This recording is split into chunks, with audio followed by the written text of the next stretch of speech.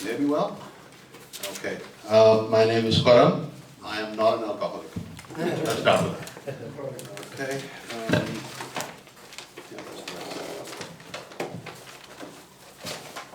So first off, he stole my joke. I was supposed to start with that. That I'm going to count the exits and I'm going to tell you I'm going to get out of any one of them.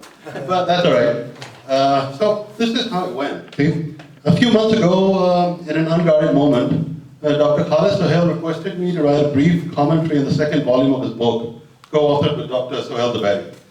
Now, I think it's an unfair ask. And in the next few minutes, you will understand why. See, the last time I studied physics with anything even politely approaching a degree of seriousness was between 1989 and 1991, when I read the subject at the master's level. It is therefore grossly unfair to ask me to comment on the thoughts of men who are not only giants themselves, but stand on the shoulders of giants. With Dr. Dabari, I can at least indulge in the short-lived fantasy of understanding most of the words he uses. On the other hand, any pretensions I might have to being able to comment on Dr. Khalid's ideas would have to be motivated by an irritating realization that my mind is nothing more than the suspended animation photo of a word salad in mid-fall. I half suspect Dr. Khalid knows that and is secretly trying to expose me here and make me confront my demons. Trust me, Dr. Khalid, I have no intention of paying you except in the form of another dinner. The problem is that I am a masochist. And so I succumb easily to this opportunity to make a public spectacle of myself. What follows are the words of a pygmy. The two gods may please flick them off their shoulders like so much lint. Right. Free will, reality, even time. They're philosophical concepts. At the very frontier of knowledge where theoretical physics and theoretical psychology collide and overlap. Dr. Dabari describes them in commendably accessible language, but I must confess, I'm a little flummoxed here. My difficulty with his approach, due of course my own academic inadequacy, stems from his sometimes subtle and at other times explicit insistence that we must acknowledge the possibility of a metaphysical reality, merely because we are not able to resolve the psychological implications of recent theoretical conjectures and, where available, their experimental validations.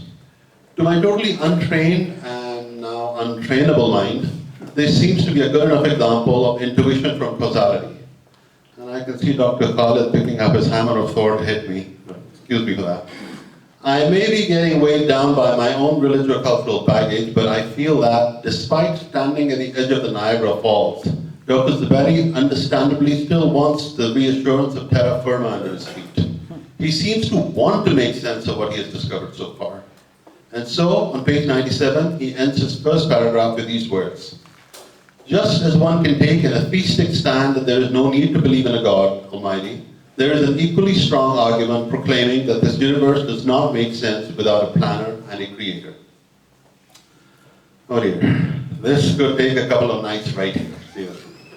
Well, okay, so a lot of atheists who may not necessarily be scientists use scientific explanations of natural phenomena to justify that there is no need for a God as an explanatory framework, and we can sometimes disregard them, but beyond that, the bigger, more insurmountable problem remains that there is no tangible evidence supporting the existence of gods, and therefore many scientists also take the same position, though less militantly, that they have never been presented with evidence to credit their professional observations to a God entity. What I'm saying is that the mere fact that we don't have an explanation in physics for a particular observation should not, in my very humble opinion, empower Dr. Dabari to affirm that the only viable explanation is to introduce a physically unsubstantiable concept rooted in metaphysics. Perhaps we can refer to Tim Palmer's The Primacy of Doubt to help us here. Palmer suggests that ultimately the inherent uncertainty in quantum mechanics may be a signal of an underlying non-quantum yet chaotic world, and in a similar vein, how a fundamental understanding of consciousness and free will may rely on an understanding of the geometry of chaotic systems that does not rely on an unobservable concept, does not rely on an unobservable construct. And as if to parry my thrust, so to speak, Dr. Zaveri offers on page 102 the statement that after a great deal of research, it was concluded that the evidence for the existence of Christ outweighs the possibility that Christ never existed. At this point, I really do have to request if it's possible to share any references to this supposed evidence. Templeton Foundation, perhaps? Or Liberty University in Lynchburg? Apocryphal, dubious anecdotal reporting notwithstanding, there is zero evidence so far. All biblical scholars not associated with an agent-driven institution seem to agree that short of a Dan Brown adventure, it is close to impossible to point to the historical person, Jesus ben Maryam. I am therefore constrained to question what motivates Dr. Zaveri to make this very remarkable claim about the physical person. I have no quarrel, of course, with the mythical Jesus, complete with the miraculous birth and miraculous death and all the miracles in between.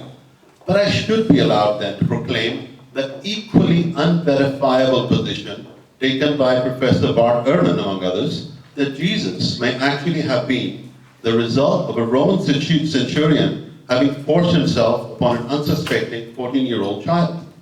Ehrman has no evidence other than scraps of hearsay, but neither, unfortunately, does Dr. Zaveri, other than scraps of hearsay. You see, I can actually appreciate the desire to establish the physical presence of Christ. Other than the equally unverifiable Moses, it is the story of Jesus that keeps popping up most frequently in the Quran. It is therefore appreciable that any scholar of Muslim origin should want to put his weight behind the theory of the existence of Jesus, and especially his miraculous birth.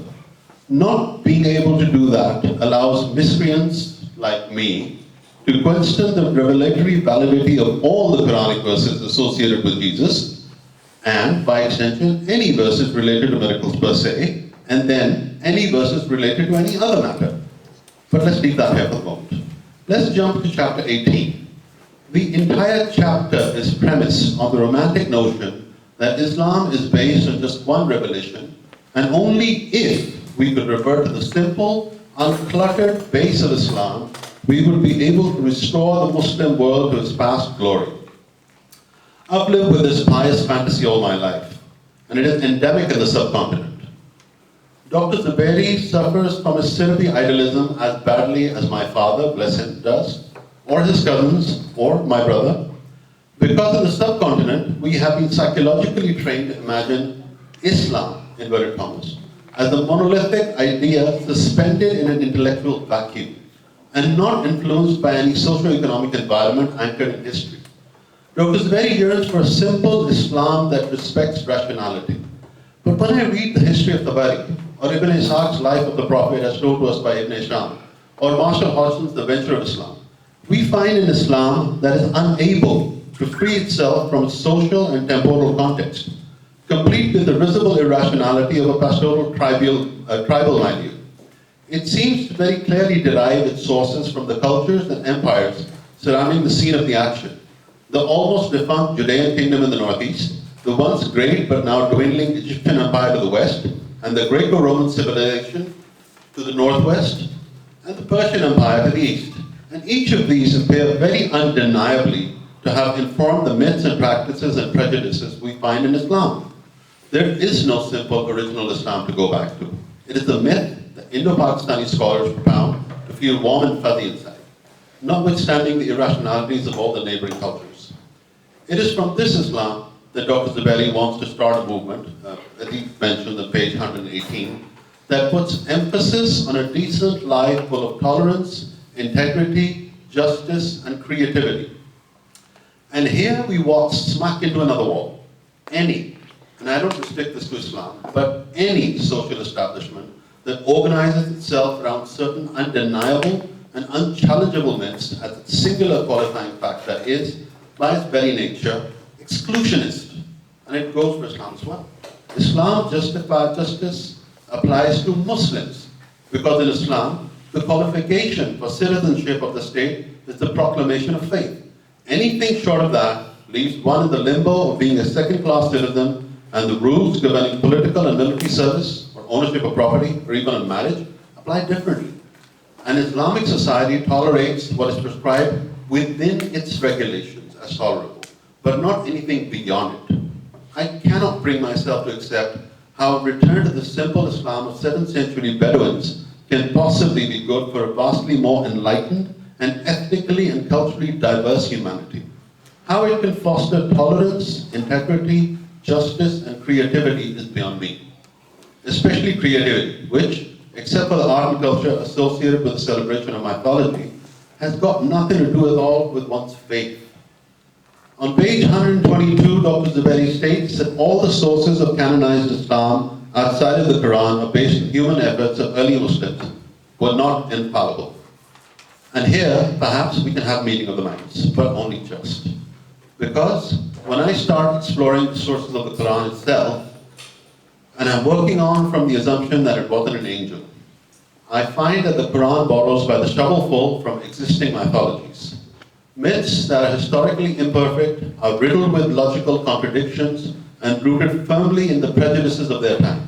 And this Quran is what Dr. Zubairi wants to use in the process of legislation in what he calls an enlightened Islamic society. He wants to divorce this reformation from the debilitating influence of hadith and fiqh and history. I, for one, cannot understand how he proposes to use the mere 6,666 sentences in a now unused dialect of Arabic to legislate without also applying the context in which those 6,666 sentences were compiled, or the various attempts at exegesis. It would, I feel, be much easier in this case to throw the baby out with the bathwater and start afresh with the premise that men and women will organize to live their lives in an environment of mutual benefit, governed by laws, enacted with consensus, and open to amendment as the need arises. It's not that difficult, and it's much more convenient than relying on a source whose existence cannot be established, but whose writ cannot be challenged. A will dictated by such a source would neither be my will, nor would it be free. I think I've long outlived my welcome, and if you'll notice, I'm very cleverly managed to completely ignore Dr. Khalid Sohail's section. As he still owes me a couple of dinners, I have no intention of giving him an excuse to wiggle out of them. So thank you very much for your patience.